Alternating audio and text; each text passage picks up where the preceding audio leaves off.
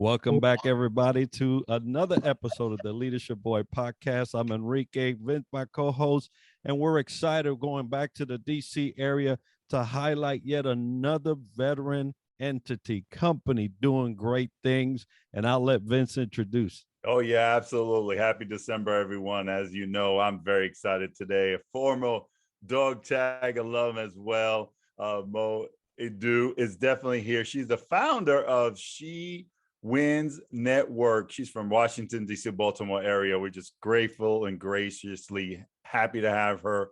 Mo, tell us a little bit about you. Let's start off with that.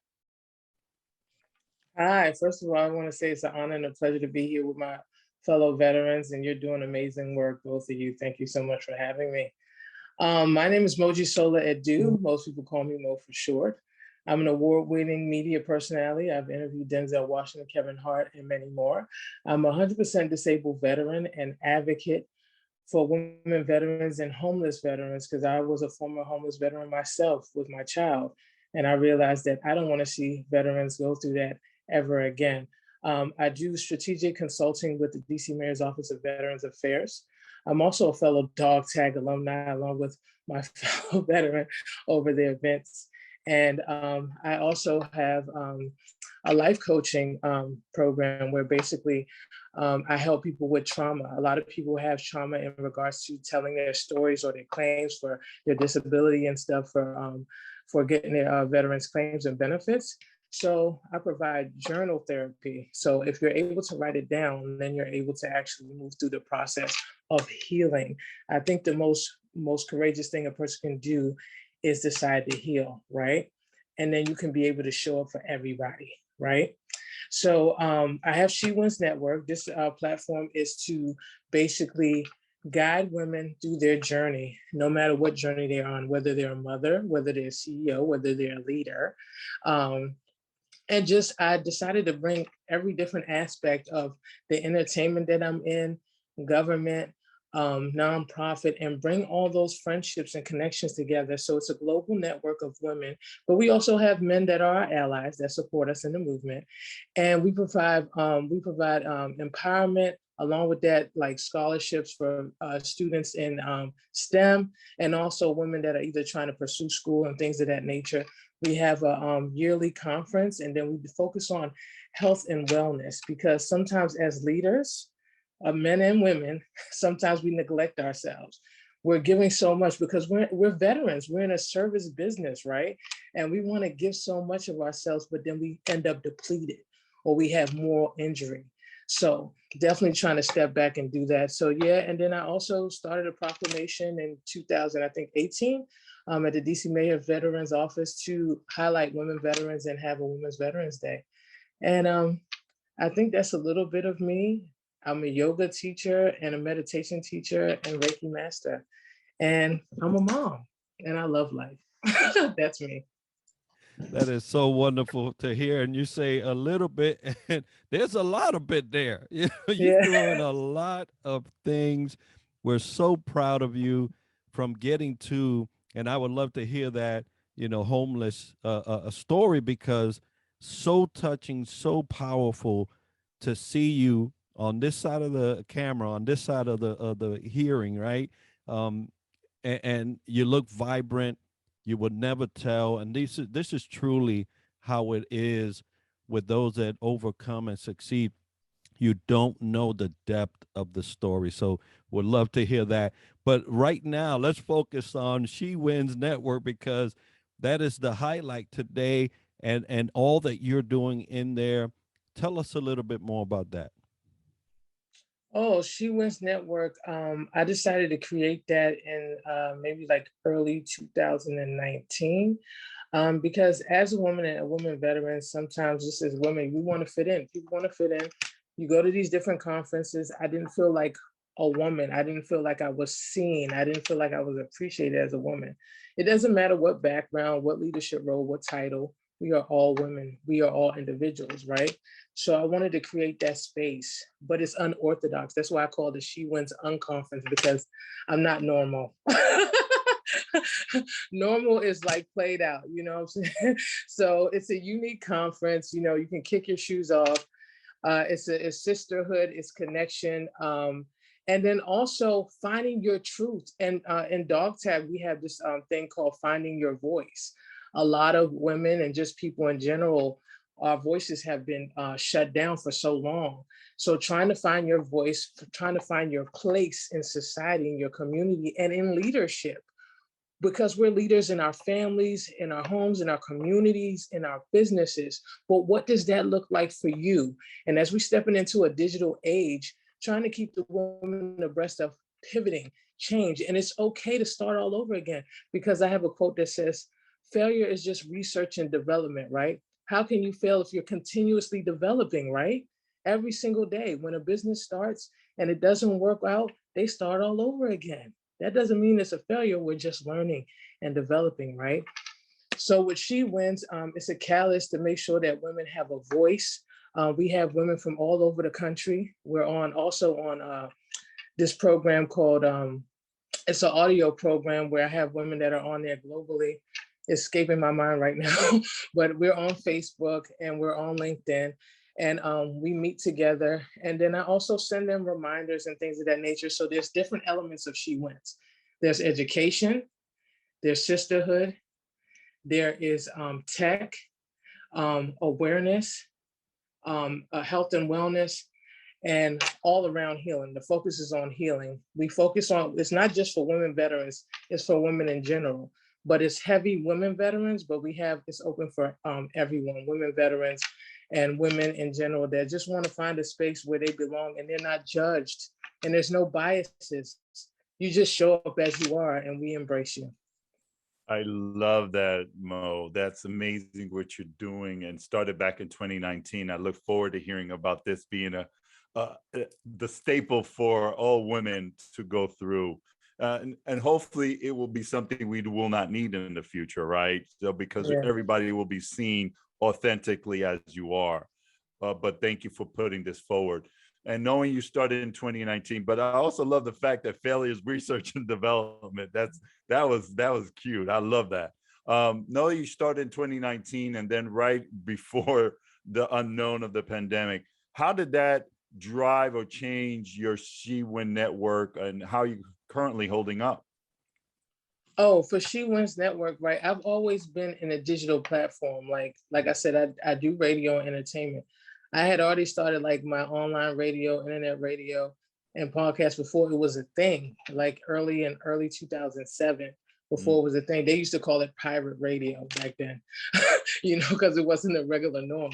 So, and started in New York. So I've always been like, let me stay a step ahead. No matter what industry you're in, you have to be a step ahead with technology, whether it's your audio, your systems, or just your programming in general. How do we look at and project yourself in the future? What does that look like? So I've always been doing that. And I always say that, even though I'm getting older, keep your ears to the streets and talk to these young people. These young people know a lot of things that we made so hard for ourselves are so simple for these new tech savvy Gen Z kids, right? My daughter is one, she's a mechanical engineer. She's studying to be a mechanical engineer. So I looked at her, some of her friends and some of the kids and what they're doing now.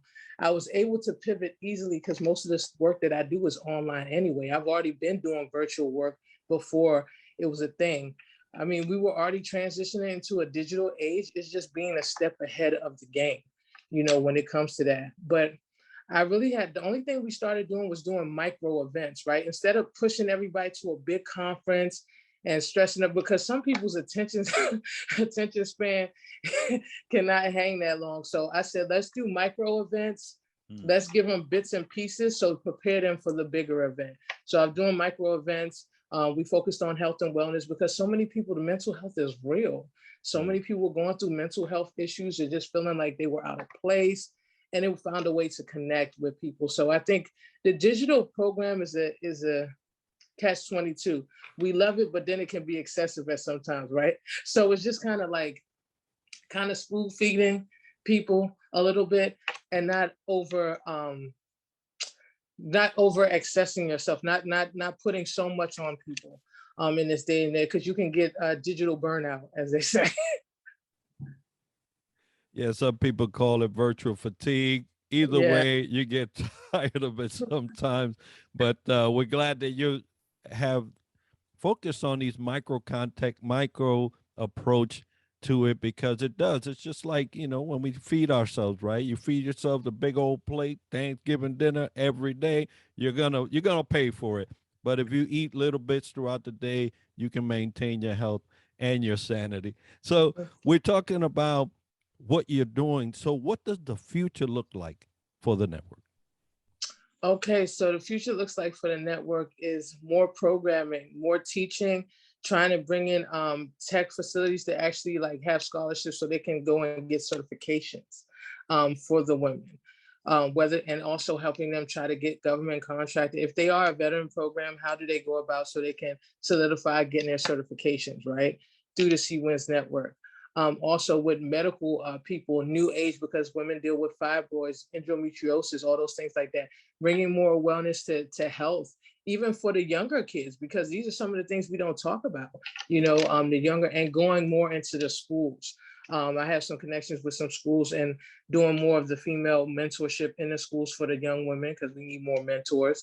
And then also on top of that, making sure that we're able to get a bigger part for technology. What does that look like, especially when it starts with the younger people? What does that look like in the future for us, as we move, whether it's virtual reality or it's going to be holograms, how are we going to be engaging in the near future? So stepping into that. And then a global movement, basically having ambassadors, hosts from different countries. We have some connections in India. I'm Nigerian, so in Africa and different places, and holding conferences there.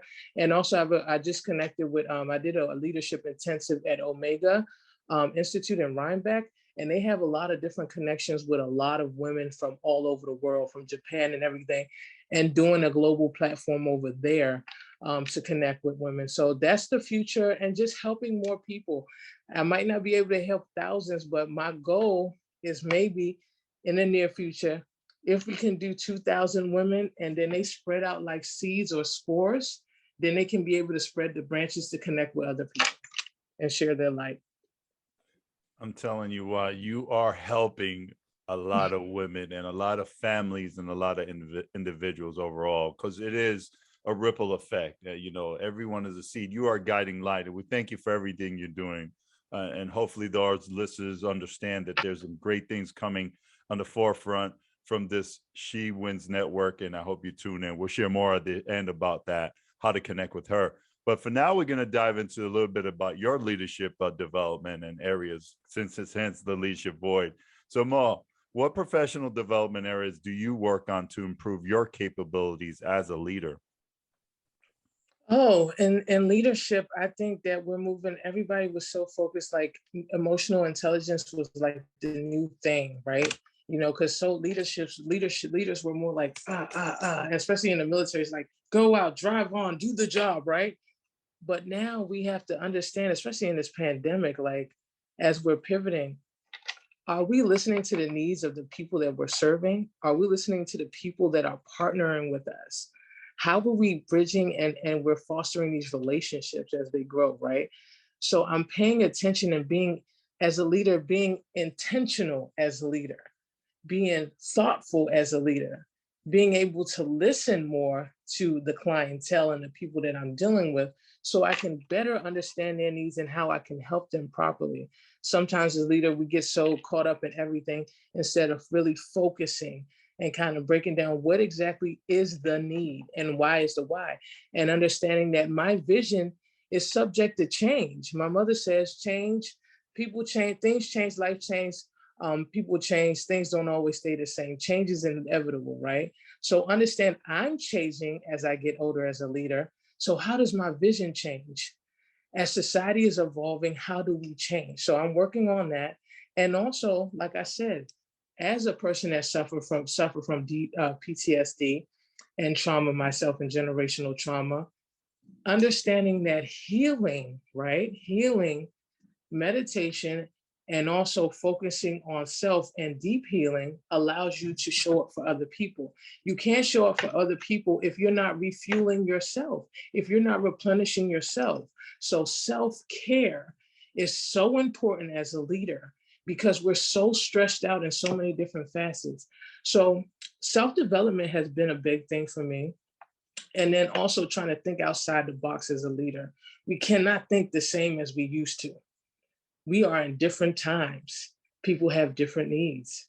So we have to be able to keep our ears and we have to listen. It's amazing. You mentioned, that with the change and all the things that make us better leaders is the evolving, right? You mentioned that you're getting better, you're evolving. This happens every day. I had a conversation yesterday, said that, and it was mentioned we're using management skills from 200 years ago. And I said, what in the world? Right? So, getting better, getting these tips that allows us to see it a different way, change your vision, right? Put on some different glasses. And so as we're doing that, there are so many that are looking for those glasses, looking to see things in a different way and increase. What advice did you get when you was growing up in the military and post that has been golden to you that you would like to share with those listening and are emerging as leaders? As serving in the army, I think the most thing that sticks with me through, and I'm old school too. I believe in loyalty, even though sometimes in this game there's not always loyalty. But my word is my bond, as they say, right? But the main thing for me is integrity. Integrity in everything that I do. Being intentional. And one thing that one of my leaders, she's actually a Marine vet, she told me show up. Show up. It doesn't matter, because you know what? You're one person away from your blessing, right? Sometimes there's opportunities and there's situations, and you have that window. Just because we're second guessing ourselves, or it's fear, or we're insecure about something. Sometimes just show up. You might not know everything. You don't have to be perfect. You just have to be good enough, and you already are. Most of the times you've already done it once, so you can do it. So it's showing up, be intentional, and have integrity, and just be honest with yourself, because then you'll be able to be truthful and really show up authentically for the individual that you're trying to serve. You say it so eloquently and so at ease, but through all this, you learn this through challenges and through trials and tribulations, right? So Exactly. how do you more handle challenges you either faced or currently facing? Oh, I've dealt with a lot of challenges. Like we talked about, I've almost my daughter had no help during that time. I went in 2001. I dealt with military sexual trauma. I also had an injury. I'm 100% disabled. I have arthritis in both my knees. I have a bulging disc in my back. I have neuropathy and lymphedema. Some days I can't walk, but I can't give up, because it still stays in me. It's programmed, drive on, right? But still take time for yourself, right? You can drive on, but because you know what? Our lives are not just for ourselves. There's too many people that rely on me, even if I don't talk to them, but they're looking at me. So I have to continue to push on, because I know that I'm going to help somebody within this journey, right?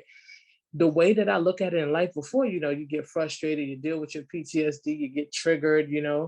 But like I said, once I decided to heal, now I can show up in love and light. As a leader, I don't have to have any expectations. You know why? Because what I learned in yoga is, right, and yoga means unity, but at the same time, we cause our own misery because of attachment, right? Attachment. You can have attachment to a cup. What does that cup represent? A shirt, a person, an idea. And that thing, because you go through trauma, it devastates you, right? So if we understand that we can let go of the attachment and just show up as is and be, then we don't set ourselves up for disappointment. And no matter how people show up, we can still react accordingly. So if I show up in love and light, even if you act a fool, even if you disagree with what I'm saying, at the end of the day, I'm still going to be me, and we're still going to accomplish a goal. That's wonderful. As you're mentioning that, I remember me telling my wife and say, I feel like a fish out of water because this world is just not my home. So, when you are disattached like that, you're able to handle those challenges a whole lot better. because you're not facing, it's not right in your face. You're able to step back and analyze, think of a plan and execute. And that's a great way to actually face and approach challenges. But with challenges, there's always this avenue that brings change, right? You Exactly. could go one way or the other. So Yeah. how how do you face those areas of change in your life? Well, change is inevitable. You know, the biggest thing, I read this book, Who Moved My Cheese. Have you ever read it? This book, Who Moved My Cheese, right? Who Moved My Cheese? I was riding on a bus on a Greyhound. And I was younger, right? And this guy said, we walk through life like, we think we're a full cup, but we're really like a half empty cup, right? And then, change is inevitable, right? So you have the little people and you have the mice. The mice are constantly, evolving, and they're saving for the winter. They're saving because things are depleting. But the little people like, oh, it's always going to be, we stay in our comfort zone, right?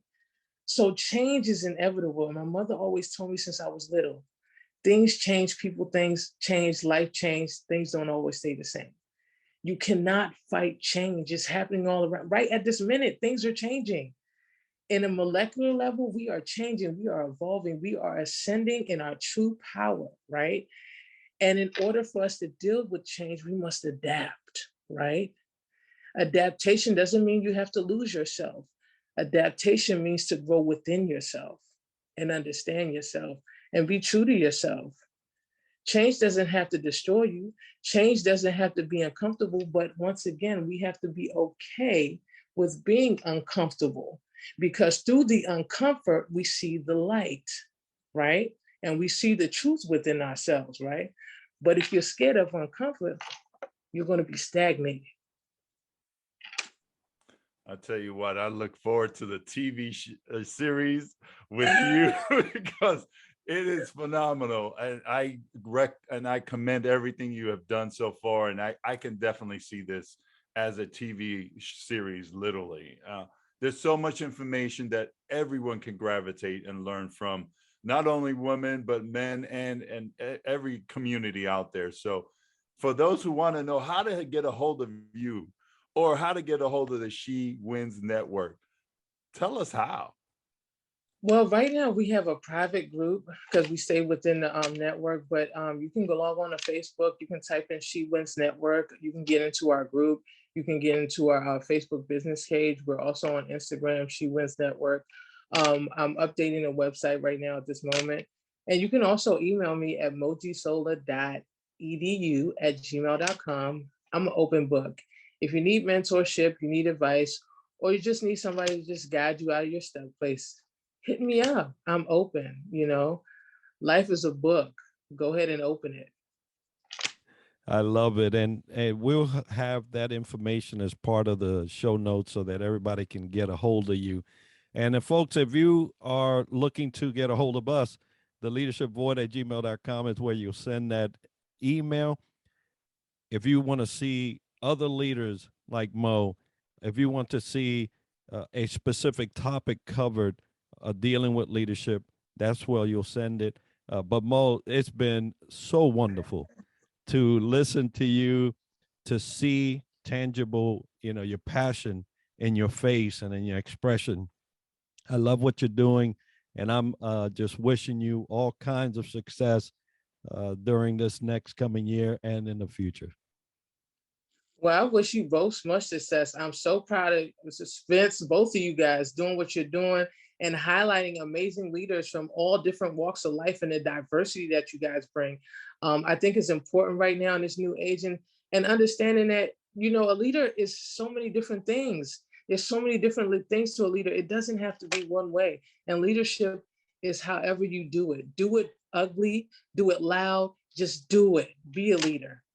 I love it. Love and light, as Mo says. And for those, and she also talked about mental health. What we offer is every first and the 15th, we do a radio check, is to check in our brothers and sisters in arms, our battles, and also first responders. So go on LinkedIn Live, 1900, 7 p.m. Eastern Standard Time, first and the 15th of every month, radio check, opportunity to connect with you. Also, we have a subscription drive going on to reach our 200 subscriber, hitting that link. Guess what? That book that Enrique is holding up, Standing O by Scott McGregor, you'll enter into that drawing. It's autographed book. It's Lessons in Gratitude. Yes, there it is. And next week, we continue with another dynamic veteran in the community doing some wonderful things. And we couldn't do this without our sponsor, the home team from Round Point Mortgage Service Corporation. As you can see behind me, they're actually sponsor us, and we're very grateful for them. But today, we are just honored and blessed to have Mo here, and we welcome her into our world, and she welcomes you into her world. She's an open book. Reach out to her. But again, thank you and happy holidays, man.